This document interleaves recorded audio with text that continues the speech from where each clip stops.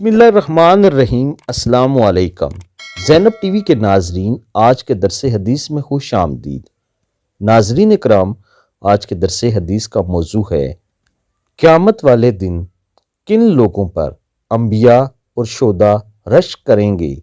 رسول اللہ صلی اللہ علیہ وآلہ وسلم نے ارشاد فرمایا، اللہ کے بندوں میں سے کچھ لوگ ایسے بھی ہوں گے جو انبیاء اور شہداء تو نہیں ہوں گے، لیکن قیامت کے دن اللہ تعالیٰ کی جانب سے جو مرتبہ انہیں ملے گا اس پر انبیاء اور شہداء رشک کریں گے۔ لوگوں نے پوچھا، اللہ کے رسول صلی اللہ علیہ وآلہ وسلم، آپ ہمیں بتائیں وہ کون لوگ ہوں گے؟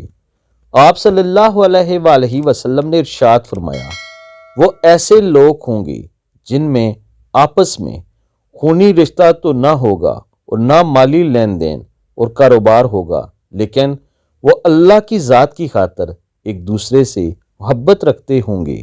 سبحان اللہ۔